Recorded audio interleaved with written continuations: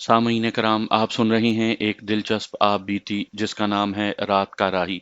ये इस सिलसिले की किस्त नंबर 19 है। मुझे उम्मीद है आपको मेरी ये काविश पसंद आ रही होगी। आपने अगर अभी तक मेरा चैनल कहानी घर सब्सक्राइब नहीं किया तो अभी मेरे चैनल को सब्सक्राइब करके बेल नोटिफिकेशन ऑन कर लीजिए ताकि आने वाली हर नई कहानी की इत्तला बर वक्त आप तक पहुंच सके।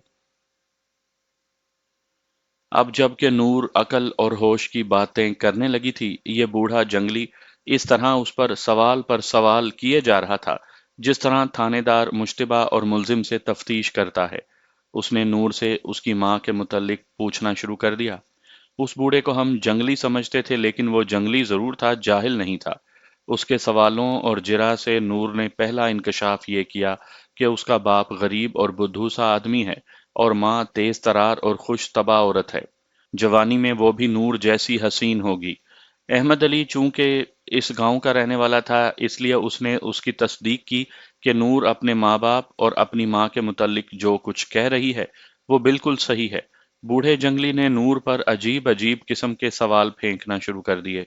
उस पूछगुछ से ये इंकशाफ हुआ कि नूर का बाप अपने काम काज को निकल जाया करता था और एक बड़ा खूबरू और जवान जंगली कभी कभी हमारे घर आया करता था।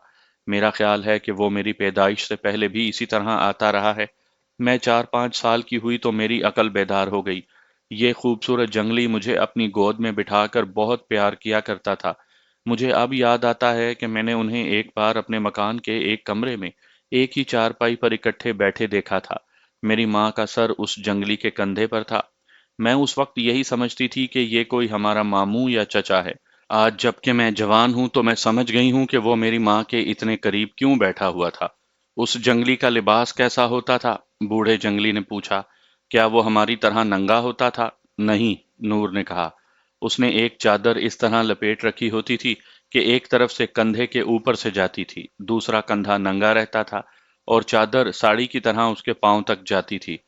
नूर ने बूढ़े के एक सवाल का जवाब देते हुए कहा, मुझे अब याद आता है कि उस खूबसूरत जंगली ने मेरी माँ से कहा था कि मेरी बेटी अब मुझे दे दो या तुम मेरे साथ चलो। ये खाविन तुम्हारे काबिल नहीं है। मैं तुम्हें कई बार कह चुका हूं कि तुम हम में से नहीं हो। नूर ने कुछ देर सोचकर बताया कि वो उस वक्त अभी छोटी थी, लेकिन वो बात उसे याद आ गई है। उसका बाप 3-4 दिनों के लिए कहीं चला गया था। ये खूबसूरत जंगली रात को हमारे घर में आ जाता था। मेरे साथ बहुत प्यार करता और मुझे कंधे से लगाकर उठाए उठाए फिरता था और वो सो जाती थी। एक रात उसकी माँ और ये जंगली ये समझे कि नूर सोई हुई है, लेकिन वो जाग रही थी। जंगली उसकी माँ से कह रहा था, इस लड़की को एक ना एक दिन मेरी दुनिया में ही आना है। ना आई तो मैं इसे खुद ले जाऊंगा। अहमद अली, जो बूढ़े जंगली और नूर की बातें खामोशी से सुन रहा था, अचानक बोल पड़ा, जैसे इस बात को वो पहले भूला हुआ था। मुझे अब याद आया है, अहमद अली ने कहा और नूर की तरफ देख कर बोला, नूर, तुम बुरा ना मानना। मैं तुम्हारी माँ के मुतल्लिक बात करने लगा हूँ। उनके मुतल्लिक जो कुछ कहना चाहते हो कह डालो, नूर ने कहा। मैं उन्हें तुम्हारी खातिर हमेशा के लिए छोड़ आई हूँ। तुम मेरी माँ के मुतल्लिक कुछ भी ना कहो तो भी मुझे मालूम है कि तुम क्या कहना चाहते हो। मैं जवान हूँ, मैं औरत के दिल का हाल अच्छी तरह समझ सकती हूँ। वो खूबसूरत जंगली जो एक चादर में लिपटा हुआ मेरी माँ के पास आया करता था, उसके साथ मेरी माँ ने दोस्ताना गांठ रखा था। मैं अभी छोटी ही थी कि उसने आना छोड़ दिया था और मैं माँ से पूछती रहती थी कि वो कब आएगा। अपने बाप की निस्बत मुझे उससे ज्यादा प्यार था, और प्यार इसलिए था कि वो ही तुम्हारा बाप था, बूढ़े जंगली ने कहा। तुम्हारी आंखें उसकी आंखें हैं, तुम्हारी पेशानी उसकी पेशानी और तुम्हारे होंठ उसके होंठ हैं। वो कहाँ है? नूर ने बेताबी और इश्तियाक से पूछा। मैं तुम्हें उसी के पास ले जाने के लिए आया हूँ, बूढ़े जंगली ने कहा। मैं तुम्हें तुम्हारे बाप के पास ले जाऊंगा। उसने अहमद अली की तरफ देखकर कहा, तुम क्या कहना चाहते हो? तुम्हें कुछ याद आया था? मुझे यही याद आया था जो नूर ने खुद ही बता दिया है, अहमद अली ने कहा। मैं उसी गांव का रहने वाला हूँ, लेकिन वहां बहुत थोड़ा रहा हूँ। अगर नूर उस गांव में ना होती तो मैं शायद वहां कभी भी न जाता। मैंने सुना था कि नूर की माँ ने जवानी में, जब नूर बहुत छोटी थी, एक पहाड़ी जवान के साथ ताल्लुकात कायम रखे थे। सब कहते थे कि वो खूबसूरत और तनोमन जवान था। नूर की माँ जवानी में नूर से ज्यादा खूबसूरत रही है। नूर का बाप बहुत ढीला और भद्दा आदमी है, जवानी में भी ऐसा ही था। अहमद अली सामने बड़े रोब से कहा, क्या उस बूढ़े को तुम अपना हाकिम या पुलिस कप्तान समझते हो? तुम मुल्जिमों की तरह उसे बयान क्यों दे रहे हो? इस बूढ़े ने हमारी लड़की पर अपना शैतानी अमल किया था। मैं इससे इस बेइज्जती का बदला लूंगा। मुझे इन जंगलियों से कोई खतरा नहीं, तुम इनसे ना डरो। मैं जानता था कि अहमद अली क्यों बयान दे रहा था। वो नूर से गुलू खलासी करवाने की कोशिश में था। मैं आपको सुना चुका हूं कि उसने बाम के हाथ नूर को बेच डाला था। वो इस कोशिश में था कि नूर उस बूढ़े के साथ चली जाए। हम दोनों, मैं और अहमद अली, बदी के उस मुकाम तक जा पहुंचे थे जहां मोहब्बत और प्यार के जज्बात गहरी नींद सो जाया करते हैं। अहमद अली के दिल में नूर की मोहब्बत मौजूद थी, लेकिन वो जराइम की वादियों में पहुंच चुका था जहां वो नूर को अपने पांव की जंजीर समझता था। अहमद अली ने साम को जवाब न दिया। नूर बोल पड़ी, मुझे इस बुजुर्ग के साथ जाना है। नूर ने ऐसे लहजे में कहा जैसे वो सोकर उठी हो और उसकी नींद पूरी ना हुई हो। इसकी रूह कहीं और है, बूढ़े ने कहा, यहाँ ये कैद है। साम, तुम गुस्से में हो, तुम रूहों के मामले को नहीं समझते। हाँ, मैंने इस पर अमल किया था जिसे तुम काला जादू कहते हो। ये इसलिए किया था कि तुम इस लड़की को बातों से वापस नहीं करोगे, जैसा कि अब कर रहे हो। मुझे मालूम था कि ऐसे ही गुस्सा करोगे जैसे अब कर रहे हो। मैंने ये तरीका इख्तियार किया कि इसकी रूह को अपने कब्जे में लिया और इसे खूनखार इसलिए बनाया था कि इसे कोई रोक न सके। मैं मानता हूं कि इसे अहमद अली से मोहब्बत है, लेकिन इसकी रूह जब हमारी बस्ती में आई तो इसे अपनी खून का रिश्ता याद आ गया। इसकी रूह में अपने बाप की मोहब्बत जाग उठी। तब इसने जाना कि अहमद अली ने इसे अपनी मोहब्बत की जंजीरों में कैद कर रखा है। इससे ये अहमद अली को कत्ल करने पर उतर आई। मैं इसके हाथों किसी को कत्ल नहीं करवाना चाहता था। तुम्हें अपने इल्म से पूरी वाकफियत नहीं, साम ने कहा। तुम कत्ल करवाना चाहते थे या नहीं, ये कत्ल करने पर उतर आई थी। दूर से ये पता नहीं चलाया जा सकता, बूढ़े ने कहा, लेकिन मुझे ये पता चल गया था कि किसी ने इससे खूनखारी निकाल दी है, लेकिन ये असली हालत में नहीं आई। मैंने इसका जो पुतला बनाया था वो मुझे सब कुछ बता रहा था। मैंने पुतले के दिल में एक कांटा उतारा था, ये कांटा आधे से ज्यादा खुद ही बाहर आ गया। तुम खफा ना हो साम, तुम हमारी बातें और हमारे अमल नहीं समझ सकते। इस लड़की से मैंने अपना सारा असर उतार लिया है। फैसला इस पर छोड़ो कि ये कहाँ जाएगी। मैंने सिर्फ ये किया है कि इसकी रूह में एक पुरानी मोहब्बत बेदार कर दी है। मैं वहीं जाऊंगी, नूर ने गनूदगी की हालत में कहा। मैं किसी को कत्ल नहीं करूंगी, मुझे जाने दो। तुम्हें वहीं ले जाएंगे लड़की, बूढ़े ने उसे कहा। मैं इन्हें समझा लूंगा कि मैं तुम्हें क्यों ले जा रहा हूँ। मेरे दोस्तों, हमारा एक सरदार होता है जो देवता भी बन जाता है। उसे हम पोनांग कहते हैं। हमारा ये आदमी जो नूर की माँ के पास जाया करता था, हमारे पोनांग का बेटा था। उसे शहर की हवा लग गई थी। उसने एक बार अपने बाप से कहा था कि एक गांव की एक बड़ी खूबसूरत लड़की उसके साथ, उसे इतनी मोहब्बत हो गई कि उसे वो अपने साथ लाना चाहता है। उसने ये भी बताया था कि लड़की खामिंद वाली है। पोनांग ने उसे कहा कि बाहर की लड़की कबीले में नहीं आ सकती। वो लड़की खामिंद वाली भी थी, इसलिए उसे कबीले में नहीं लाया जा सकता था। पोनांग ने अपने बेटे से कहा कि उसे पोनांग बनना है और उसके लिए अपने कबीले में एक से एक खूबसूरत लड़की मौजूद है, लेकिन वो दूर दराज गांव में किसी लड़की के पास जाता रहा है। ये आज पता चला है कि वो लड़की कौन थी। वो नूर की माँ थी। हमारा पोनांग मर गया तो उसका ये बेटा पोनांग बन गया, लेकिन उसका अंजाम बहुत बुरा हुआ। उसे गुनाह की ये सजा मिली कि एक रोज कहीं चला गया। शाम को हमारे एक आदमी ने आकर बताया कि पोनांग को एक शेर ने मार डाला है। हमारा हर एक आदमी उधर को दौड़ पड़ा। सबके हाथों में बांसों की बर्छियां थी। वो जगह दूर थी, वहां गए तो शेर हमारे पोनांग को बैठा खा रहा था। हमारे आदमियों ने दूर दूर से उस जगह को घेरे में ले लिया और बर्छियां ताने हुए आगे बढ़ने लगे। शेर को उस वक्त पता चला जब घेरा तंग हो चुका था। शेर बड़े गुस्से से गुर्राया और हर तरफ देखकर एक तरफ को दौड़ा।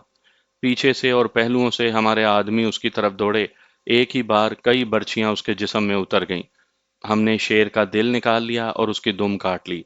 शेर जिस इंसान को खा लेता है, उसकी रूह शेर की दुम के साथ चिपक जाती है।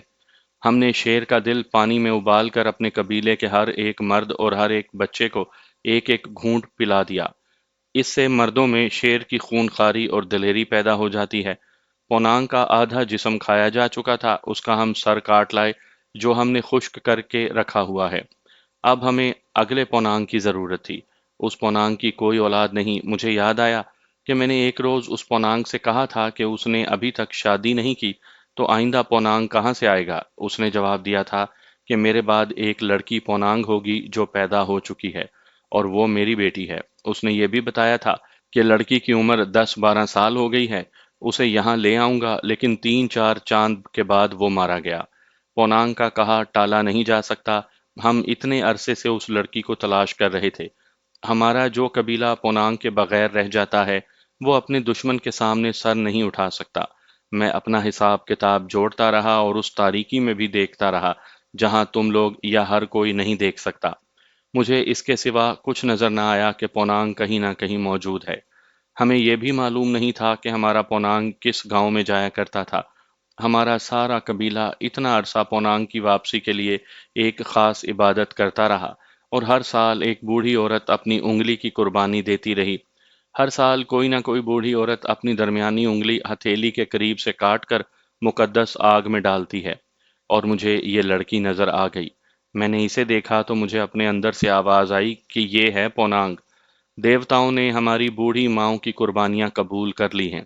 سام، تم نے مجھے رائفلوں اور پستولوں سے ڈرایا ہے اور میں تمہارے ساتھ آ گیا ہوں، لیکن میں رائفلوں اور پستولوں سے ڈر کر نہیں آیا۔ میں اس ڈر سے آ گیا ہوں کہ ہمارے اور تمہارے درمیان محبت اور دوستی کا جو معاہدہ ہے وہ قائم رہے۔ میرے قبیلے میں یہ خبر پھیل گئی ہے کہ پونانگ واپس آ گئی ہے۔ اگر تم نے ہماری پونانگ کو اپنے قبضے سے نہ چھوڑا تو میرا قبیلہ تمہاری رائفلوں اور پستولوں کی پرواہ نہیں کرے گا۔ تمہارے پاس اتنی طاقت نہیں۔ طاقت ہو یا نہ ہو، مجھے جانا ہے۔ نور نے جو پہلے غنودگی سے میں بولی تھی، اب بیداری کی آواز میں کہا، احمد علی، اگر تم میرے ساتھ چلو گے تو چلے چلو، نہیں چلو گے تو میں اکیلی چلی جاؤں گی۔ پونانگ، بوڑھے نے نور کے آگے سر جھکا کر کہا، تم اپنے ساتھ کسی کو نہیں لے جا سکتی۔ زمین کے انسانوں کے ساتھ تمہارا تعلق ٹوٹ چکا ہے۔ تمہاری عبادت کی جائے گی، تمہارا حکم چلے گا۔ زمین کا کوئی مرد تمہارا خاوند نہیں ہو سکتا۔ نور کا رد عمل کچھ بھی نہ تھا۔ ہم سب پر خاموشی طاری ہو گئی۔ ایسے لگتا تھا جیسے ہم سب بولنے کی طاقت سے محروم ہو گئے ہوں۔ بوڑھے نے ہم سب کی طرف باری باری دیکھا۔ اس نے شاید ہم پر کوئی پراسرار عمل کر دیا تھا۔ وہ اٹھا اور نور کے آگے دو زانو بیٹھ گیا۔ اس نے ہاتھ جوڑے اور سر جھکا دیا۔ پھر وہ اٹھا اور جھک کر اس نے ایک بازو دروازے کی طرف کیا۔ نور نے ہم میں سے کسی کی طرف دیکھا بھی نہیں۔ وہ گردن تانے دروازے کی طرف بڑھی۔ بوڑھا اس کے پیچھے پیچھے چل پڑا۔ ہم تینوں تھوڑی دیر کے بعد بیدار ہوئے اور باہر نکل گئے۔ ہم بلندی پر تھے۔ بوڑھا اور نور ڈھلان سے اتر گئے تھے۔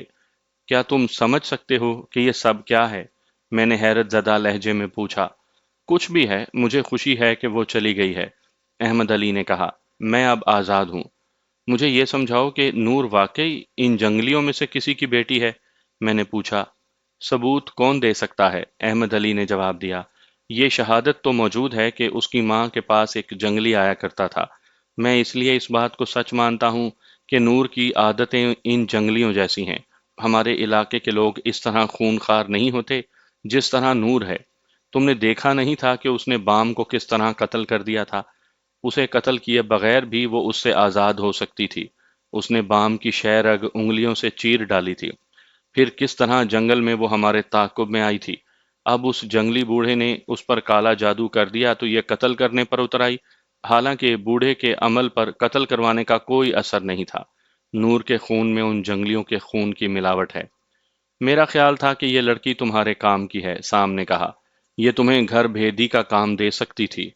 اس کے ذریعے تم لاکھ پتی شکار پھانس سکتے تھے۔ نہیں سام، احمد علی نے کہا، اس لڑکی نے بام کے گھر مجھے اور خانوں کو شراب نہیں پینے دی تھی۔ کیا مجھے یہ ڈکیتی اور راہزنی کی وارداتیں کرنے دیتی؟ یہ بڑی خطرناک لڑکی ہے سام۔ اس کی محبت بھی خطرناک تھی۔ کیا اس بوڑھے کے ہاتھ میں ایسی طاقت واقعی ہے جس سے اس نے اتنی دور سے نور پر یہ عمل کر دیا تھا؟ میں نے پوچھا۔ یہ طاقت تم بھی اپنے آپ میں پیدا کر سکتے ہو، سام نے کہا، لیکن کسی کی شاگردی میں بیٹھنا پڑے گا اور رات رات جاگنا پڑے گا۔ اسے کالا علم یا جادو کہتے ہیں۔ یہ کوئی عجیب کام نہیں۔ نور پر ابھی تک اس عمل کا اثر تھا۔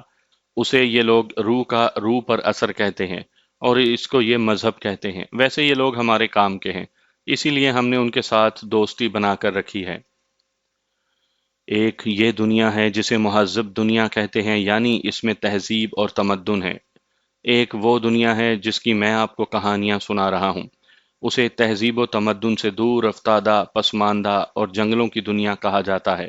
اگر میں آپ سے کہوں کہ آپ کی مہذب دنیا میں بھی جنگلی پائے جاتے ہیں، تو آپ مجھے جنگلی اور پسماندہ کہیں گے، جو تہذیب اور پسماندگی کے فرق کو نہیں سمجھتا۔ میں آسام کے جن جنگلیوں کی کہانیاں سنا رہا ہوں، وہ انسانی کھوپڑی کو سب سے زیادہ قابل قدر تحفہ سمجھتے تھے۔ ان کا کوئی لباس نہیں تھا۔ آج بھی وہاں کئی قبیلے موجود ہیں جو ننگ دھڑنگ رہتے ہیں، اور انہوں نے اپنے رسم و رواج اور عقیدوں میں آج تک رد و بدل نہیں کیا۔ وہ اپنے عقیدوں اور اپنے اصولوں کے مکمل وفادار رہتے ہیں۔ انہوں نے اخلاقیات کا جو ڈھانچہ بنا رکھا ہے، اس کے ساتھ وہ بے وفائی نہیں کرتے۔ مہذب دنیا میں مذہب تک کو اپنی خواہشات اور اپنے مفاد کے سانچے میں ڈھال لیا جاتا ہے۔ وہ لوگ مجرموں کو اور بڑے بڑے خطرناک ڈاکوؤں کو پناہ دیتے تھے، لیکن تہذیب و تمدن کی دنیا میں تہذیب اور کلچر کے پردے میں ایسے ایسے جرم ہوتے ہیں جو انسانیت کا سر جھکا دیتے ہیں۔ ہمارا کلچر سراپا فریب اور عیاری ہے۔ ہاں، میں گناہ گار ہوں۔ مجھے حق نہیں پہنچتا کہ کسی گناہ گار پر انگلی اٹھاؤں، لیکن مجھ پر آپ انگلی اٹھائیں گے تو میں آپ کی داڑھی میں سے وہ تنکا نکال کر دکھاؤں گا جو آپ نے اس میں چھپا رکھا ہوا ہے۔ آپ نے وہ واقعہ تو سنا ہوگا کہ ایک گناہ گار کو سنگسار کرنے لگے تو حضرت عیسیٰ علیہ السلام ہجوم کے سامنے آن کھڑے ہوئے۔ انہوں نے کہا کہ پہلا پتھر وہ مارے جس نے کبھی کوئی گناہ نہ کیا ہو۔ جن لوگوں نے گناہ گار کو مارنے کے لیے پتھر اٹھا رکھے تھے، ان کے ہاتھوں سے پتھر گر پڑے۔ میں بھی گناہ گار ہوں، لیکن مجھے اپنے گناہوں پر ناز نہیں۔ میں ایسی باتیں کیوں کر رہا ہوں؟ دماغ معوف سا ہو جاتا ہے، لیکن مجھے کوئی پریشانی نہیں ہوتی۔ پریشان وہ ہوتے ہیں جو اپنے گناہوں کی گٹھڑی کسی اور کے سر پر رکھنے کی کوشش کرتے ہیں۔ میں نے آج اپنے گناہوں کا انبار سامنے رکھ لیا ہے۔ میرے آنسو اس انبار کو اپنے ساتھ بہا لے جانے کے لیے کافی نہیں۔ میری آہیں اس انبار کو اڑا نہیں سکتی، لیکن میں اپنے آپ سے یہ نہیں کہتا کہ معلوم نہیں میرے سامنے یہ ڈھیر کون لگا گیا ہے۔ میں ہر کسی سے کہتا ہوں کہ یہ میرے گناہوں کا ڈھیر ہے۔ میں یہ آپ کو کیوں دکھا رہا ہوں؟ اس سوال کا جواب آپ خود ہی میری کہانی میں تلاش کر لیں گے۔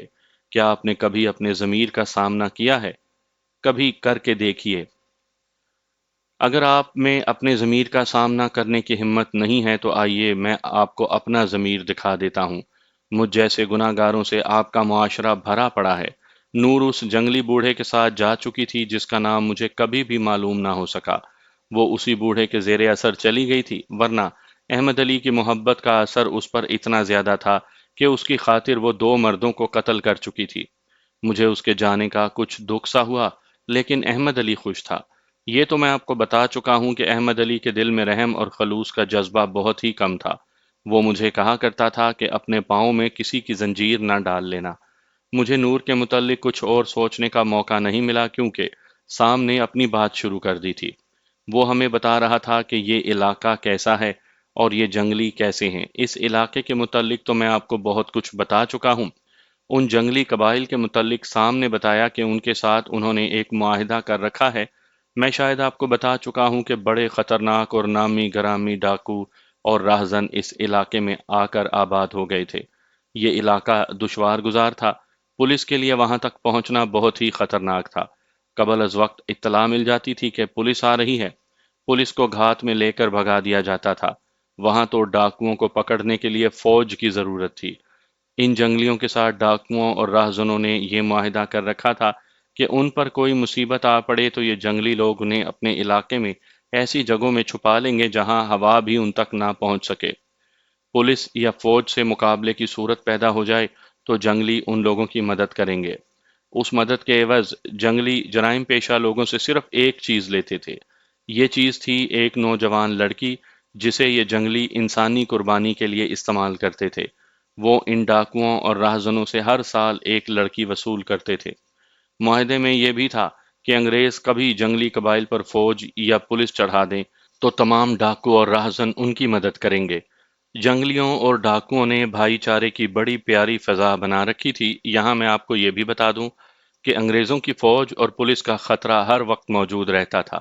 انگریز اپنے قانون کا بڑا ہی پکا تھا، قانون شکنی کو کبھی برداشت نہیں کرتا تھا۔ آپ کو معلوم ہوگا کہ انگریزوں نے جب اس ملک میں اپنی بادشاہی قائم کی، اس وقت یہ ملک ڈاکوؤں اور راہزنوں کے گروہوں سے بھرا پڑا تھا۔ انگریزوں نے آ کر ان کے خلاف فوج کو بھی استعمال کیا۔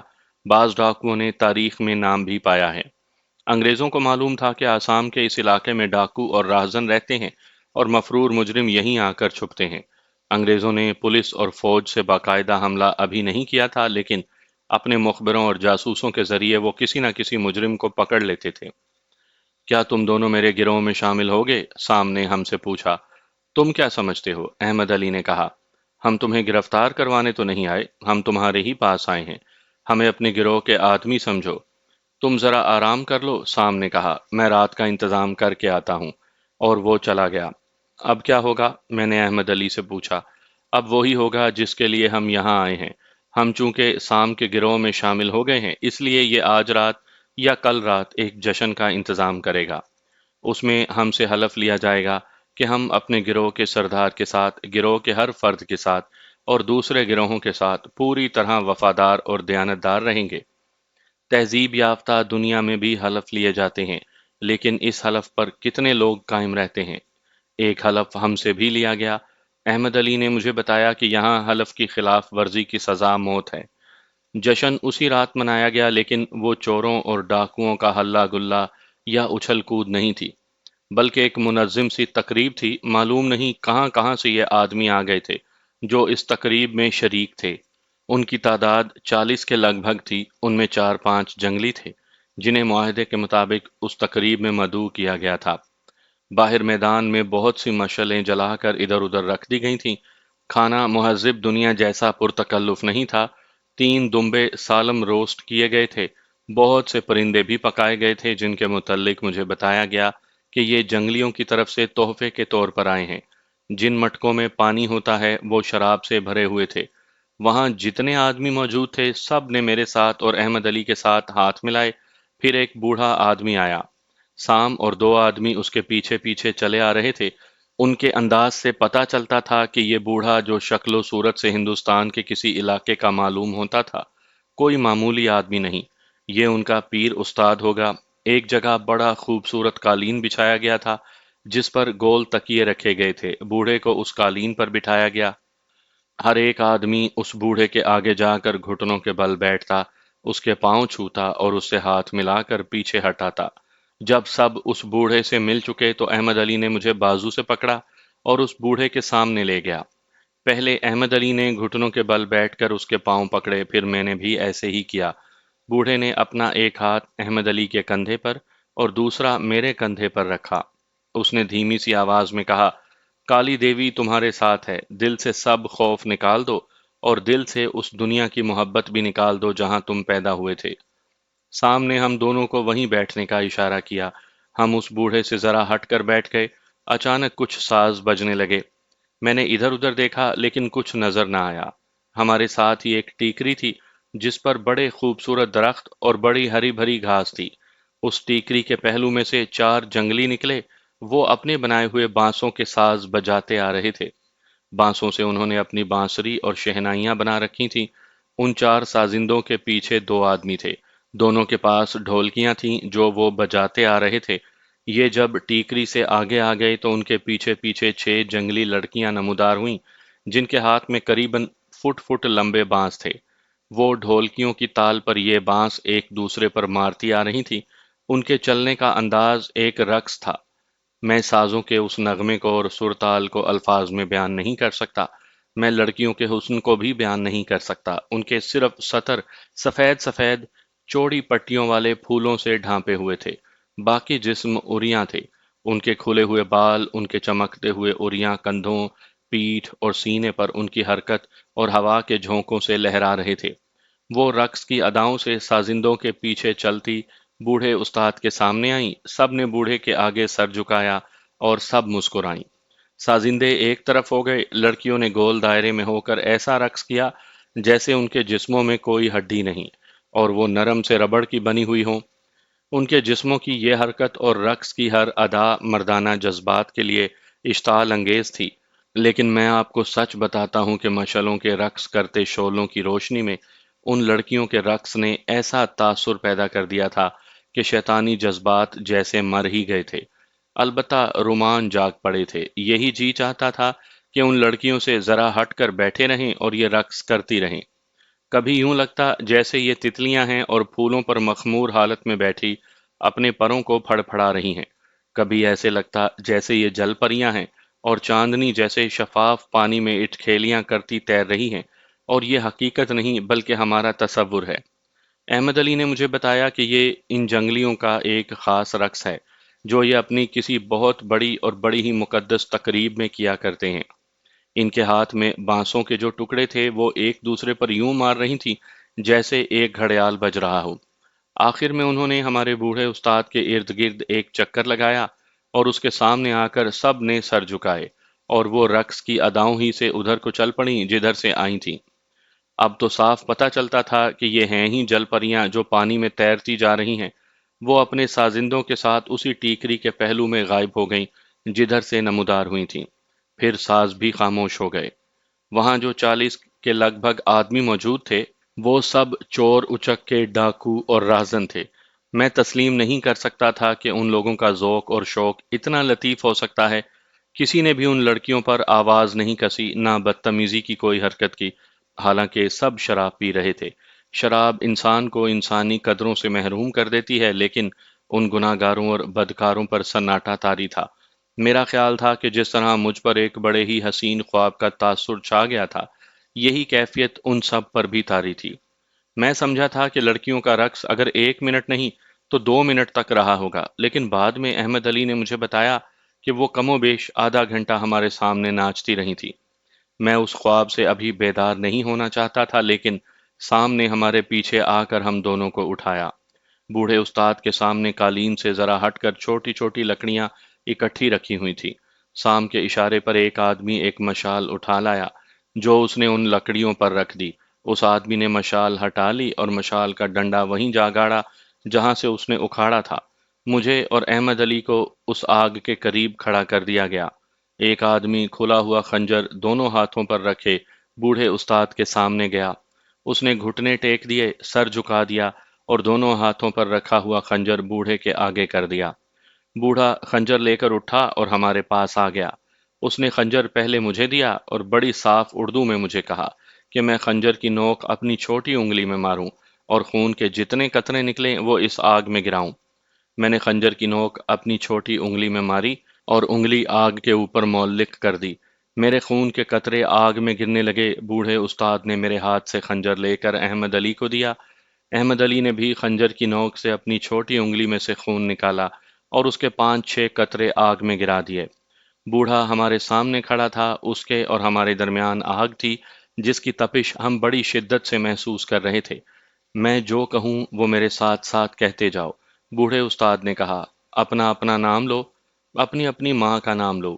اب کہو کہ میں اپنے دوستوں کو، خواہ وہ میرے گروہ ہیں یا کسی اور گروہ میں ہیں، میں دھوکہ نہیں دوں گا۔ اگر میں پکڑا گیا تو اپنے کسی آدمی کی نشاندہی نہیں کروں گا۔ اپنے کسی بھی ساتھی کی جان بچانے کے لیے اپنی جان قربان کر دوں گا۔ اپنے گروہ کے سردار کا ہر ایک حکم فوراً مانوں گا۔ اگر میں اپنے حلف کے خلاف کوئی حرکت کروں یا ایک لفظ بھی زبان سے نکالوں تو کالی دیوی میرا وہی حال کرے جو خارش سے مارے ہوئے کتے کا ہوتا ہے۔ میری گردن میرا کوئی بھی ساتھی کاٹ دے اور میری کھوپڑی الگ کر کے جسے چاہے دے دے۔ اب کہو کالی مائی کی جے ہو۔ اس نے جو کہا وہ ہم دونوں کہتے چلے گئے۔ جب ہم نے کہا کالی دیوی کی جے ہو تو وہ سارا ہجوم جو اس وقت تک خاموش بیٹھا تھا توپ کے گولے کی طرح دھماکے سے بولا، کالی دیوی کی جے ہو۔ سب نے 3 دفعہ کالی دیوی کی جے بولی اور جنگل ایک بار پھر خاموش ہو گیا۔ خاموشی بھی ایسی تھی کہ مشعلوں کے شعلے جو صرف دکھائی دے رہے تھے وہ سنائی بھی دینے لگے۔ کیا تم میں سے کوئی مجھ کو گرا سکتا ہے؟ بوڑھے استاد نے پوچھا۔ نہ پیر استاد، احمد علی نے کہا، ہم ایسا گناہ نہیں کر سکتے۔ گناہ نہیں، بوڑھے استاد نے کہا، میں تمہیں اپنی طاقت دکھانا چاہتا ہوں، تم ادھر بیٹھ جاؤ۔ ہم قالین پر بیٹھ گئے اور بوڑھا کچھ اور آگے چلا گیا۔ اس نے بلند آواز سے کہا کہ کوئی آدمی میرے پیچھے سے آؤ اور میری گردن میں بازو ڈال کر مجھے اپنے قابو میں لے لو۔ ایک آدمی جس کا جسم بڑا اچھا تھا بوڑھے کے پیچھے سے دوڑتا آیا۔ اس نے ایک بازو بوڑھے کی گردن کے گرد لپیٹ لیا اور دوسرا بازو اس کے سینے پر رکھ کر بوڑھے کو جکڑ لیا۔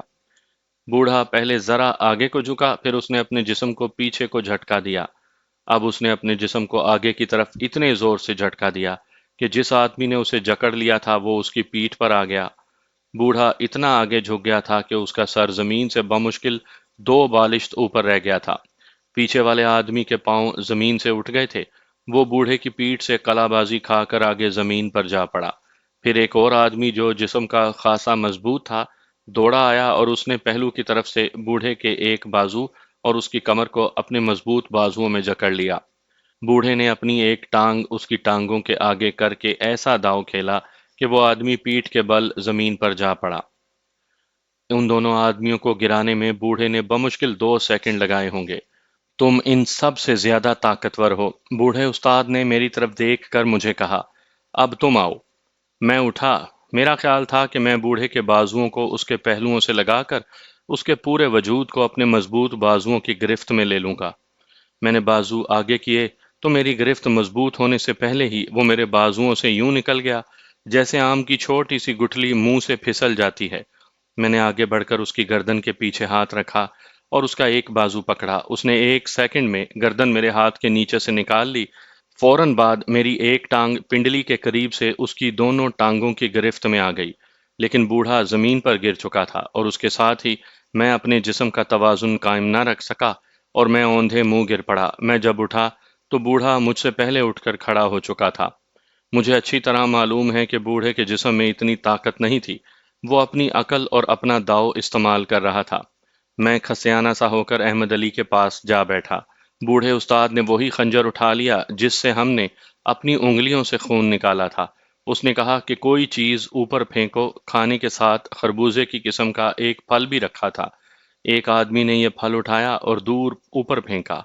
بوڑھے استاد نے خنجر کو اپنے ہاتھ میں تولا اور وہ خربوزہ نما پھل جب اوپر جا کر واپس آنے لگا تو بوڑھے استاد نے اس کی طرف خنجر پھینکا۔ خنجر اس خربوزہ نما پھل میں اتر گیا اور دونوں اکٹھے زمین پر آ پڑے۔ پھر تمام آدمی اٹھ کر پاگلوں کی طرح ناچنے کودنے لگے۔ اب پتہ چلتا تھا کہ یہ لوگ اس دنیا کے باسی ہیں جہاں کوئی مذہب نہیں اور یہ سب آزاد ہیں۔ بوڑھے استاد نے بھی اٹھ کر ناچنا شروع کر دیا۔ میں اور احمد علی بھی اس بھنگڑے نما ناچ میں شامل ہو گئے۔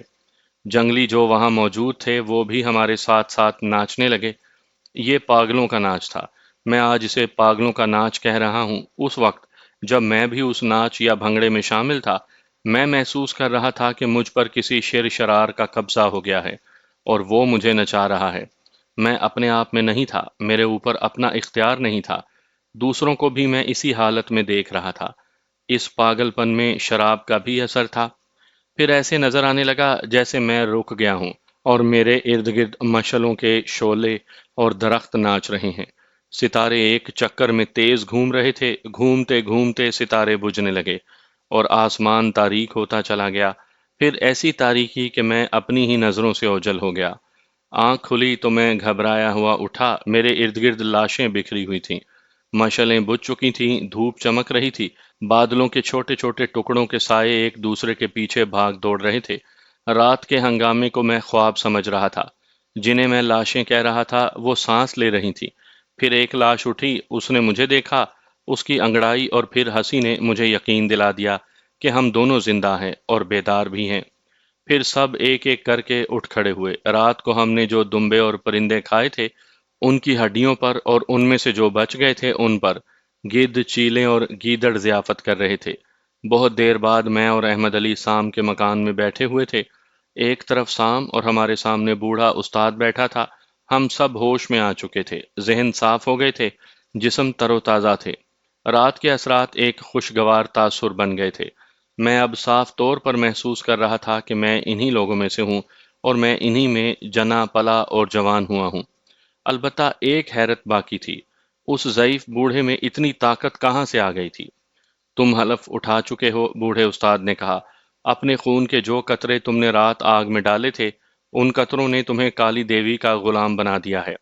اب تم اس کا کوئی حکم نہیں ٹال سکتے۔ ٹالو گے تو بہت برے انجام کو پہنچو گے۔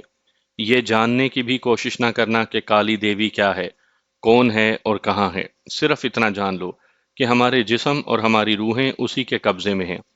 میں ایک بات پوچھنا چاہتا ہوں پیر استاد، مجھ سے رہا نہ گیا، تو میں نے پوچھا، آپ کے جسم کی طاقت کا راز کیا ہے؟ اس عمر میں آپ کو اتنا طاقتور نہیں ہونا چاہیے۔ راز یہی ہے کہ تم جسم کی طاقت کو ہی طاقت سمجھتے ہو۔ میں ایسا نہیں سمجھتا، اس نے کہا۔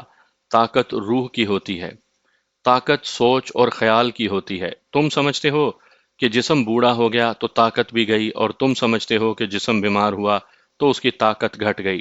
نہ خانو، یہ معاملہ کچھ اور ہے۔ تم اتنے ہی طاقتور ہو جتنا تم سمجھتے ہو، اور کمزور بھی تم اتنے ہی ہو جتنا تم سمجھتے ہو۔ انسان کی بہت بڑی بھول ہے کہ وہ دولت اور سونے کے ڈھیر کو طاقت سمجھتا ہے، یا جسے تم جیسا جسم مل جاتا ہے اسے وہ طاقت کا سر چشمہ سمجھتا ہے۔ اصلی طاقت تو تمہارے ذہن میں ہے۔ تم اس طاقت کو بیدار کر سکتے ہو، لیکن عقل کو بھی کام میں لانا ہوگا۔ اس کا کوئی طریقہ؟ ارادہ، ارادہ پکا ہونا چاہیے، بوڑھے استاد نے کہا۔ یقین پکا ہونا چاہیے۔ خیالات میں انسان کو ڈگمگانا نہیں چاہیے، لیکن خانو، کوئی ایسا طریقہ نہیں جو تمہیں مجھ جیسا طاقتور بنا دے۔ عمر کے ساتھ ساتھ تم سب طریقے سیکھتے جاؤ گے۔ تجربہ سب سے بڑا استاد ہے۔ صرف اس حقیقت پر اپنا یقین جما لو کہ طاقت اس یقین میں ہے کہ تم طاقتور ہو، اور تم میں اور ہر انسان میں طاقت کا اتنا زیادہ ذخیرہ ہے جس سے وہ واقف نہیں۔ جب تم اپنے آپ کو کمزور، بے بس اور مجبور سمجھ لیتے ہو تو تمہاری اندرونی طاقت بیکار ہو جاتی ہے۔ اس بوڑھے نے فلسفے اور نفسیات کی ایک بھی کتاب نہیں پڑھی تھی۔ اس وقت مجھے بھی یہ معلوم نہیں تھا کہ فلسفہ اور نفسیات بھی کوئی علم ہوتے ہیں۔ ہمارے بوڑھے استاد نے جو کچھ سیکھا تجربے سے سیکھا۔ وجہ یہی تھی کہ وہ اپنی بات مجھ پر واضح کرنے کے قابل نہیں تھا۔ بولتے بولتے رک جاتا اور بات اس پر ختم کر دیتا کہ تجربہ سب کچھ سمجھا دیتا ہے۔ میں کچھ سمجھا، کچھ نہ سمجھا۔ میں یہ ضرور سمجھ گیا کہ ایک بوڑھا جسم مجھ جیسے ایک قوی ہیکل جسم کو گرا سکتا ہے، اور اس میں کوئی جادو نہیں۔ بوڑھے استاد نے اور بھی بہت سی باتیں کی اور ہمیں اپنی پراسرار شخصیت اور اپنی خطرناک دنیا کے کچھ اور ڈھکے چھپے گوشے دکھائے۔ اگر ایک آدمی نہ آ جاتا تو وہ کچھ اور پراسرار رموز ہمیں بتاتا۔ اس آدمی نے استاد کے پاس بیٹھ کر ہماری طرف پھر استاد کی طرف دیکھا۔ یہ اپنے آدمی ہیں، بوڑھے استاد نے اسے کہا۔ کہو، کیا خبر لائے ہو؟ یہ آدمی ایک شکار کی خبر لایا تھا۔ ایک قافلہ کسی طرف جا رہا تھا جس میں تاجر تھے جو مال لے جا رہے تھے، اور اس میں اور بھی بہت سے لوگ تھے۔ بعض اپنے کنبوں کے ساتھ جا رہے تھے۔ اس آدمی نے معلوم کر لیا تھا کہ قافلہ کس روز ایسے مقام تک پہنچ جائے گا جہاں اسے گھات میں لے کر لوٹا جا سکے۔ اس نے قافلے کی تعداد عورتوں اور بچوں سمیت 500 کے لگ بھگ بتائی، اور یہ بھی کہ زیادہ تر مسافر گھوڑوں، ٹٹوؤں اور بیل گاڑیوں یا خچر گاڑیوں پر ہوں گے۔ کچھ پیدل بھی ہوں گے۔ میں جس زمانے کی بات کر رہا ہوں اس وقت لاریاں اور ریل گاڑیاں چل پڑی تھیں۔ اس وقت ہندوستان میں انگریز ہوائی جہاز بھی لے آئے تھے، لیکن یہ سواری کے لیے نہیں تھے۔ یہ 2 پروں اور ایک انجن والے ہوائی جہاز تھے جن میں صرف 2 آدمی بیٹھ سکتے تھے۔ آگے پائلٹ اور پچھلی سیٹ پر ایک اور آدمی بیٹھتا تھا۔ اس کی رفتار بہت سست تھی، اچھے موسم میں 100 میل فی گھنٹہ کی رفتار سے اڑتا تھا۔ پولیس کی ٹریننگ میں ہمیں ہوائی جہاز دکھایا گیا تھا۔ اس میں ایک مشین گن فٹ کی جا سکتی تھی، اور یہ چھوٹے چھوٹے 2 بم اٹھا کر لے جا سکتا تھا۔ لوگ لاریوں اور ریل گاڑیوں میں سفر کرتے تھے، لیکن جنگلاتی اور پہاڑی علاقوں میں اور دشوار گزار علاقوں میں ابھی سڑکیں نہیں بنی تھی، اور وہاں ریل بھی نہیں پہنچی تھی۔ ایسے علاقوں میں لوگ پیدل، بیل گاڑیوں یا گھوڑوں، ٹٹوؤں پر سفر کرتے تھے۔ اس وجہ سے راہزنی کی وارداتیں ہوتی رہتی تھیں۔ میں جس علاقے کی بات کر رہا ہوں وہ انگریزی حکومت کا ہی علاقہ تھا، لیکن وہاں کے حالات ابھی پچھلی صدی والے تھے۔ وہاں پگڈنڈیاں تھیں، سڑکیں نہیں تھیں۔ وہاں قانون تو انگریزوں کا ہی تھا، لیکن پولیس موجود نہیں تھی۔ یہ میں آپ کو بتا چکا ہوں کہ وہاں تک پولیس کے صرف مخبر پہنچتے تھے۔ ان میں بعض دوغلی مخبری بھی کرتے تھے۔ راہزنوں کو خبر پولیس کی اور پولیس کو خبر راہزنوں کی دیتے تھے۔ وہاں عملاً حکمرانی ڈاکوؤں اور راہزنوں کی تھی۔ آپ نے ہندوستان کے ڈاکوؤں اور راہزنوں کے قصے سنے اور پڑھے ہوں گے۔ ڈاکو تو شاید آج کل بھی موجود ہیں، لیکن بڑے پیمانے کی راہزنی نہیں رہی۔ پچھلی صدی کے آخری حصے تک ہندوستان میں بڑے پیمانے کی راہزنی اسی طرح ہوتی رہی کہ لوگ لاریاں اور ریل گاڑیاں نہ ہونے کی وجہ سے قافلوں کی صورت میں پیدل چلا کرتے تھے۔ کئی جگہوں کے تاجر ایک شہر میں اکٹھے ہو جاتے تھے، کچھ اور مسافر بھی ان سے آن ملتے تھے۔ ان کا قیام شہر کی سرائے میں ہوتا تھا۔ جب تعداد چند سو ہو جاتی تھی تو قافلہ روانہ ہوتا تھا۔ اتنی زیادہ تعداد میں اکٹھے سفر کرنے کا مقصد یہ ہوتا تھا کہ راہزن راستے میں لوٹنے کی ہمت نہ کریں۔ پھر بھی راہزن بعض قافلوں کو لوٹ لیا کرتے تھے۔ ان راہزنوں کو ٹھگ کہا جاتا تھا۔ راہزنی میں سب سے زیادہ شہرت امیر علی ٹھگ نے پائی تھی۔ وہ اپنے گروہ کے ساتھ مسافروں کے بحروپ میں کسی قافلے میں شامل ہو جاتا اور راستے میں کسی پڑاؤ کے وقت اپنا کمال دکھاتا تھا۔ انگریزوں نے ان ٹھگوں کو ختم کرنے کے لیے فوج استعمال کی تھی۔ آخر ٹھگی یعنی راہزنی ختم ہو گئی۔ لاریوں اور ریل گاڑیوں کے چلنے سے قافلوں میں پیدل چلنے کا سلسلہ ختم ہو گیا تو بڑے پیمانے کی راہزنی کا امکان نہ رہا۔ لیکن میں جس علاقے کی واردات سنا رہا ہوں، وہاں اب بھی ادھر ادھر جانے والے قافلے لوگوں کی صورت میں چلتے تھے۔ تاجر آسام کی دور دراز جگہوں تک مال لے جاتے اور وہاں سے مال لاتے تھے۔ سام کو پہلے کسی طریقے سے اطلاع ملی تھی کہ ایک قصبے میں تاجر اور مسافر کہیں جانے کے لیے اکٹھے ہو رہے ہیں۔ سام دراصل ڈاکو تھا۔ اس نے راہزنی کی 2 ہی وارداتیں کی تھیں، دونوں کامیاب تھیں۔ اب ایک عرصہ بعد اسے ایک قافلے کی اطلاع ملی تو اس نے اسے لوٹنے کا ارادہ کر لیا۔ اس مقصد کے لیے اس نے اس قصبے میں اپنا ایک مخبر بھیج دیا تھا۔ سام کے گروہ میں اتنے آدمی نہیں تھے جو 500 افراد کے قافلے کو گھات میں لے سکتے یا اس کے پڑاؤ پر شب خون مار سکتے۔ سام نے جب بوڑھے استاد سے بات کی تو استاد نے 2 اور گروہوں کو سام کے ساتھ یہ واردات کرنے کو کہا تھا۔ یہ بوڑھا کسی ایک گروہ کا نہیں، وہاں کے ہر گروہ کا استاد تھا، بلکہ ان جرائم پیشہ لوگوں نے اسے مذہبی پیشوا کا درجہ دے رکھا تھا۔ بوڑھے استاد نے قافلے کے راستے میں ایک جگہ دیکھ لی تھی جو گھات کے لیے موزوں تھی۔ وہاں سے پگڈنڈی چٹانوں اور ٹیکریوں میں سے گزرتی تھی اور وہاں جنگل گھنا تھا، کھڈ نالے بھی تھے۔ مخبر نے اسے بتایا کہ اس کے اندازے کے مطابق اس جگہ سے قافلہ کس دن اور کس وقت گزرے گا۔ 3 روز باقی تھے۔ چوتھے روز 10-11 بجے کے درمیان قافلے کو وہاں سے گزرنا تھا۔ وہ جگہ کم و بیش 25 میل دور تھا۔ بوڑھے استاد نے اسی وقت دوسرے دونوں گروہوں کے سرداروں کو بلا بھیجا۔ وہ دونوں رات کو جشن میں شریک تھے، اس لیے یہیں تھے۔ وہ آ گئے۔ بوڑھے استاد نے انہیں بتایا کہ قافلہ کتنا بڑا ہے اور اسے کس طرح لوٹنا ہے۔ تینوں گروہوں کے آدمیوں کی مجموعی تعداد 42 تھی۔ ایک گروہ کے سردار نے کہا کہ 500 کے قافلے پر 42 آدمی قابو نہیں پا سکیں گے، کم از کم 100 آدمی ہونے چاہیے۔ چور، ڈاکو اور راہزن کی صرف دہشت کافی ہوتی ہے۔ بوڑھے استاد نے کہا، قافلے میں لڑنے والے لوگ نہیں ہوں گے، وہ سب تاجر اور شریفانہ پیشوں کے لوگ ہوں گے۔ قافلے میں عورتیں اور بچے بھی ہوں گے۔ اپنی جانیں بچانے کے علاوہ وہ اپنے بچوں اور اپنی عورتوں کو بھی بچانے کے لیے اپنا مال اور دولت تمہارے حوالے کر دیں گے۔ وہ لڑیں گے نہیں، وہ بھاگیں گے۔ ہتھیاروں کے متعلق یہ طے ہوا کہ ہر آدمی کے پاس خنجر تو ضرور ہوگا۔ تلواریں اور برچیاں بھی ہونی چاہیے۔ ایک رائفل میرے پاس تھی، ایک احمد علی کے پاس تھی۔ سام کے پاس 303 رائفل تھی۔ دوسرے دونوں گروہوں کے سرداروں کے پاس پستول تھے۔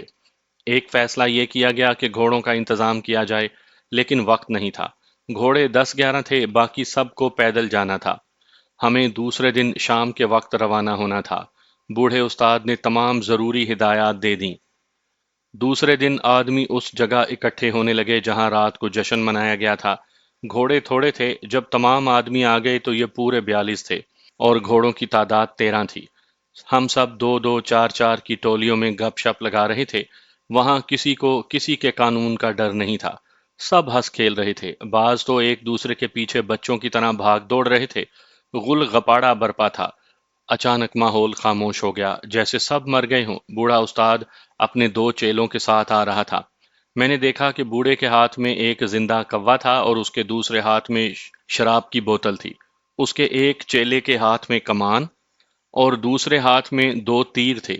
تمام آدمی ایک طرف ہو گئے۔ بوڑھے نے سب کے سامنے آ کر ایک چیلے کو اشارہ کیا۔ چیلا اس کے قریب آیا اور اس نے کوے کا منہ کھولا۔ بوڑھا کوے کے کھلے منہ میں شراب کے قطرے انڈیلنے لگا۔ چیلا کوے کا منہ بند کرتا پھر کھول دیتا اور بوڑھا استاد کوے کے منہ میں شراب کے کئی قطرے انڈیل دیتا تھا۔ جب کوے کے منہ میں شراب کے بے شمار قطرے ڈال چکا تو اس نے دونوں ہاتھ آسمان کی طرف کیے اور بلند آواز سے بولا، کالی دیوی تیری جے ہو، تیرے بیٹے تیری آشیرواد لینے آئے ہیں، ان کے سروں پر اپنا ہاتھ رکھ لے۔ اگر تو ناراض ہے یا یہ جس کام کے لیے جا رہے ہیں ان میں ان کا نقصان ہے تو ہمیں اشارہ دے دے۔ میرے تیر کو اپنے ہاتھ سے پرے کر دینا۔ اس کے بعد وہ آنکھیں بند کر کے کچھ بڑبڑاتا رہا، پھر اس نے آنکھیں کھول دیں اور کوے کو ہوا میں اچھال دیا۔ کوے پر شراب اثر کر چکی تھی۔ کوا عجیب طریقے سے بولنے لگا۔ اس کی اڑان ایسی ہی تھی جیسے شراب میں بدمست آدمی چلا کرتا ہے، پاؤں رکھتا کہیں ہے اور پڑتا کہیں اور ہے۔ کوا پہلے تو اوپر گیا، پھر ایک طرف مڑا اور ہمارے سروں پر آیا۔ تمام آدمی خاموشی سے اسے دیکھ رہے تھے۔ کوا کبھی نیچے آتا اور کبھی تیزی سے اوپر چلا جاتا تھا، کبھی دائیں کو ہوتا اور کبھی بائیں کو۔ وہ سیدھا اڑتا ہی نہیں تھا، پھڑ پھڑاتا اور ڈگمگاتا تھا۔ دو تین بار تو وہ زمین کی طرف اس طرح آیا جیسے گر رہا ہو، لیکن زمین کے قریب آ کر اوپر چلا گیا۔ ایک بار وہ خاصی بلندی پر جا کر ایک چکر میں اڑنے لگا۔ بوڑھے استاد نے اپنے چیلے کے ہاتھ سے کمان لے لی اور اس میں تیر ڈالا۔ اس نے کمان اوپر کی اور کوے کو نشانے میں لینے لگا۔ شراب میں دھت کوے کی اڑان ایسی تھی کہ اسے نشانے میں لینا ممکن نظر نہیں آتا تھا۔ بوڑھے کی کمان کوے کی طرف ہوتی جا رہی تھی۔ آخر بوڑھے نے تیر چلا دیا اور تیر کوے کے جسم میں اتر گیا۔ دوسرے لمحے کوا اور تیر اکٹھے زمین پر آ پڑے۔ تمام آدمی بم کے دھماکے کی طرح بولے، کالی دیوی کی جے ہو۔ کالی دیوی نے آشیرواد دے دی تھی۔ ہر ایک آدمی بوڑھے استاد کے سامنے گیا اور اس کے گھٹنوں کو چھو کر آگے بڑھ گیا۔ میں نے بھی بوڑھے کے گھٹنے چھوئے اور احمد علی نے بھی۔ یقین ایک لفظ ہے، کامیابی کا راز، دعاؤں کی قبولیت کا بھید، اور ناممکن کو ممکن بنانے کا ڈھنگ اسی ایک لفظ میں پنہاں ہے۔ گناہ گار اس یقین کے ساتھ گناہوں کا ارتکاب کرتے ہیں کہ وہ جو کچھ کر رہے ہیں وہ جائز اور برحق ہے۔ اپنے آپ کو یقین دلانے کے لیے انسانوں نے کئی طریقے اختیار کر رکھے ہیں۔ بعض اپنے ہاتھوں بت بنا کر ان کی پوجا کرتے ہیں۔ یہ ان کی خواہشوں اور ان کی اپنی ذہنیت کے بت ہیں۔ اپنی خواہشوں اور اپنے خوابوں کو انہوں نے دیویوں کا روپ دے رکھا ہے۔ ان لوگوں نے جن کے ساتھ میں راہزنی کی واردات کے لیے جا رہا تھا، ایک کالی دیوی کو معبود بنا رکھا تھا، اور اپنے آپ کو یقین دلا رکھا تھا کہ انہیں کالی دیوی کی آشیرواد یعنی اجازت اور پشت پناہی حاصل ہے، اور وہی ان کی محافظ ہے۔ مذہب کیا ہے؟ مذہب تو ایک پابندی ہے، ایک ڈسپلن ہے، ایک ضابطۂ اخلاق ہے۔ انسان جب اس پابندی کو، اس ڈسپلن اور اس ضابطۂ اخلاق کو توڑ دیتا ہے تو وہ انسان کے روپ میں حیوان بن جاتا ہے، اور ان لوگوں کی طرح درندہ بن جاتا ہے جن کے ساتھ میں جا ملا تھا۔ مگر اپنے آپ کو مطمئن کرنے کے لیے بعض انسان اپنے عقیدے گھڑ لیتے ہیں، پھر وہ انہی کو پابندی اور ضابطۂ اخلاق بھی بنا لیتے ہیں۔ میں آپ کو شیطان کے پجاری دکھا چکا ہوں۔ ہندوستان میں آپ جائیں تو وہاں کے مندروں میں ضرور جائیں۔ آپ دیکھ کر حیران رہ جائیں گے کہ یہ لوگ کس کس چیز کی عبادت کرتے ہیں اور ان کی عورتوں سے کس چیز کی پوجا کروائی جاتی ہے۔ ایسے ہی ہماری کالی دیوی تھی۔ یہ ان رہزنوں اور ڈاکوؤں کے لیے پابندیوں اور ڈسپلن کی علامت تھی۔ ان لوگوں کو اسی پر یقین تھا، اس لیے وہ اس سے ڈرتے تھے اور جرائم کی اجازت اسی سے لیتے تھے۔ میں نے بھی اسی کا وفادار اور غلام رہنے کا حلف اٹھایا تھا۔ اگر تیر کوے کو نہ لگتا تو کیا ہوتا؟ میں نے احمد علی سے پوچھا۔ پھر ہم اس واردات کے لیے نہ جاتے، احمد علی نے جواب دیا۔ یہ بہت برا شگون ہوتا۔ اب ہم کامیاب ہوں گے؟ دیکھ لینا، احمد علی نے کہا۔ دماغ سے شک اور شبہ نکال دو، کالی دیوی شیطان کا ہی دوسرا روپ ہے۔ میرے دماغ میں کوئی شک اور شبہ نہیں رہ گیا تھا۔ میں نے اپنا آپ، اپنی عقل اور اپنا دماغ ان لوگوں کے بلکہ کالی دیوی کے حوالے کر دیا تھا۔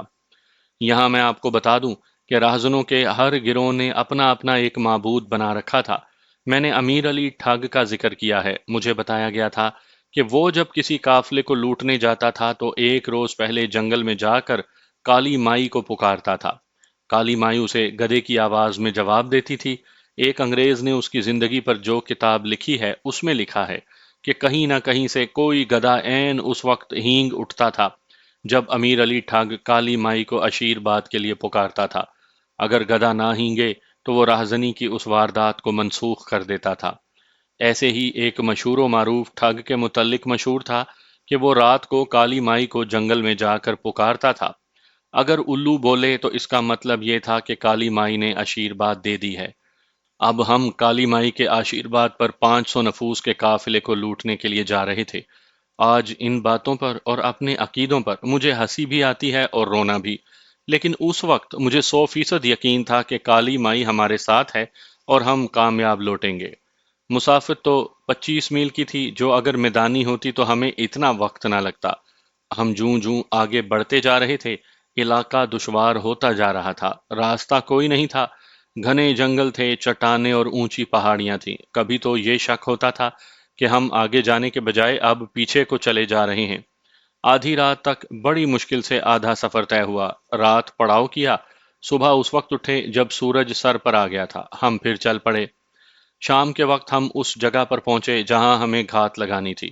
سام کے علاوہ ہمارے ساتھ دو اور استاد بھی تھے۔ وہ تھے تو استاد، لیکن اتنے بڑے پیمانے کی راہزنی کی واردات انہوں نے کبھی نہیں کی تھی۔ انہوں نے ہم سب کو پگڈنڈی کے دونوں اطراف پہاڑیوں کے اندر چھپے رہنے کے لیے بٹھا دیا۔ گھوڑوں کو پگڈنڈی سے دور لے گئے۔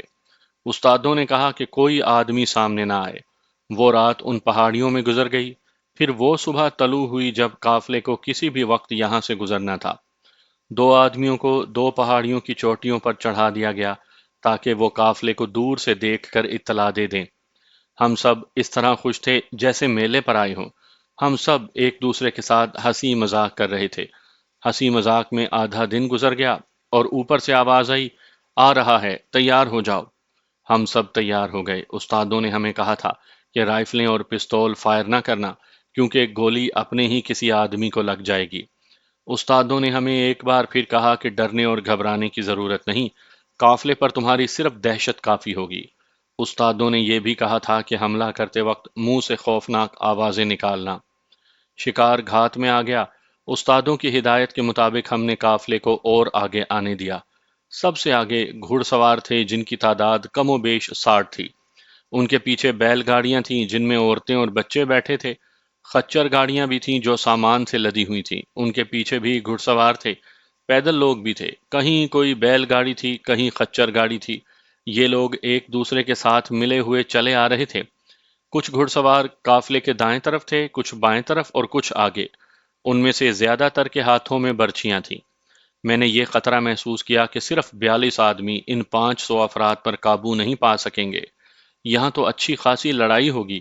اگر استاد میری عقل استعمال کرتے تو میں سب سے پہلے رائفلوں اور پستولوں سے ان گھڑ سواروں کو ختم کرتا جن کے ہاتھوں میں برچیاں اور تلواریں تھیں۔ صاف پتہ چلتا تھا کہ دائیں بائیں آگے اور پیچھے جو گھڑ سوار ہیں یہ قافلے کے محافظ ہیں۔ صرف ان کی تعداد ہی ہم سے زیادہ تھی، لیکن استاد کہتے تھے کہ چور، ڈاکو اور راہزن کی صرف دہشت بڑے بڑے دلیر آدمیوں کو بھی کمزور کر دیا کرتی ہے۔ اچانک سامنے والی پہاڑی سے اس طرح کی خوفناک آوازیں اٹھیں جیسے شیر دھاڑتے ہوئے پہاڑیوں سے اتر رہے ہوں۔ ادھر سے ہم سب اسی طرح خوفناک شور و غل برپا کرتے گھات میں سے نکلے۔ میں ان آوازوں کو الفاظ میں بیان نہیں کر سکتا جو ہم منہ سے نکال رہے تھے۔ اس کے فوراً بعد جو لڑائی ہوئی اسے میں ایک بڑے ہی بھیانک اور خوفناک خواب سے کم کوئی اور نام نہیں دے سکتا۔ قافلے میں جو عورتیں اور بچے تھے ان کی چیخ و پکار بڑی بلند تھی، لیکن قافلے میں جو آدمی تھے ان کی للکار صحیح معنوں میں کٹ مرنے والے مردوں کی تھی۔ ایک للکار ہمارے دلوں کو ہلا رہی تھی، یہ ڈاکو ہیں، ڈرنا مت جوانوں، کسی ایک کو بھی زندہ نہ چھوڑنا۔ گھوڑے ایک دوسرے سے ٹکرا رہے تھے اور بڑی زور سے ہنہنا رہے تھے۔ تلواریں اور برچیاں ٹکرا رہی تھیں۔ ہم 42 آدمی قافلے میں اس طرح گم ہو چکے تھے جیسے بڑے تیز سیلاب کے بھنور میں کوئی پھنس کر اور بے بس ہو کر چکر کھا رہا ہو۔ اب حالت ایسی ہو گئی تھی کہ رائفلیں اور پستول محض بیکار ہو کر رہ گئے تھے۔ میرے بازو چونکہ لمبے تھے اس لیے تلوار والا کوئی آدمی مجھ تک مشکل سے ہی پہنچتا تھا۔ مجھ تک پہنچنے سے پہلے میری تلوار اس کے جسم کو کاٹ چکی ہوتی، مگر مجھے صاف نظر آ رہا تھا کہ چند منٹوں کے اس عرصے میں میرے سارے ساتھی کٹ چکے ہیں اور زندگی چند منٹ رہ گئی ہے۔ ہمارے کسی استاد کی آواز سنائی نہیں دیتی تھی، کالی دیوی بھی کہیں نظر نہیں آتی تھی۔ کہاں ہم قافلے پر دہشت طاری کرنے آئے تھے، قافلے نے مجھ جیسے دلیر آدمی پر دہشت طاری کر دی۔ زیادہ وقت نہیں گزرا تھا کہ میں نے محسوس کر لیا کہ قافلے والوں نے ہم پر قابو پا لیا ہے اور انہیں لوٹنا ایک خواب سے بڑھ کر کوئی حیثیت نہیں رکھتا۔ اب تو یہی صورت نظر آ رہی تھی کہ جانیں بچاؤ۔ میں اس وقت 3 آدمیوں کے گھیرے میں تھا، ایک کے پاس برچی اور 2 کے پاس تلواریں تھیں۔ اس وقت تک وار کرتے اور وار بجاتے میرا دایاں بازو شل ہو چکا تھا۔ میں اپنے جسم میں عجیب طرح کی کمزوری محسوس کرنے لگا تھا۔ انسان جب شکست کھانے لگتا ہے تو شاید اس کی جسمانی حالت یہی ہو جاتی ہے۔ جسم اور ذہن کا رشتہ ٹوٹ جاتا ہے۔ میری حالت ایک کمزور سے جانور کی سی رہ گئی تھی جو بھیڑیوں سے جان بچانے کے جتن کر رہا ہو۔ میری رائفل میری پیٹھ کے پیچھے تھی اور اس کا سلنگ میرے سینے پر تھا۔ میں جوں ہی رائفل جسم سے اتارنے لگتا تھا، وہ لوگ مجھ پر تلواروں کا وار کرتے تھے۔ میں ایک بار پیچھے ہٹتے ہٹتے ایک زخمی یا لاش سے ٹھوکر کھا کر گر پڑا۔ مجھے یہی نظر آ رہا تھا کہ میں ہمیشہ کے لیے گر پڑا ہوں۔ یہ لوگ مجھے اٹھنے کی مہلت نہیں دیں گے، لیکن گناہوں کی سزا بھگتنے کے لیے مجھے بڑے لمبے عرصے تک زندہ رہنا تھا۔ برچھی والے نے مجھ پر وار کیا، یہ محض ایک معجزہ تھا کہ میں نے پیٹھ کے بل پڑے ہوئے تلوار اس طرح گھمائی کہ تلوار برچھی پر لگی اور برچھی کا راستہ بدل گیا۔ میرے جسم میں جو طاقت رہ گئی تھی وہ میں نے اپنی جان پر مرکوز کی اور میں اٹھ کھڑا ہوا۔ اس کے ساتھ ہی میں نے کندھے سے رائفل کا سلنگ ہٹا لیا اور رائفل میرے ہاتھ میں آ گئی۔ میں نے تلوار پھینک دی۔ جب رائفل سیدھی کی تو تینوں آدمی بھاگ گئے۔ لڑائی ابھی تک جاری تھی۔ عورتوں اور بچوں کا شور و غل کم ہو گیا تھا، قافلے والوں کی للکار اور زیادہ بلند ہو گئی تھی، جس میں فتح کا تاثر صاف محسوس ہو رہا تھا۔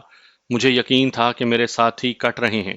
قریب ہی گھنی جھاڑیاں تھیں۔ میں ڈرے ہوئے گیدڑ کی طرح جھکا جھکا ان جھاڑیوں کے پیچھے جا گرا۔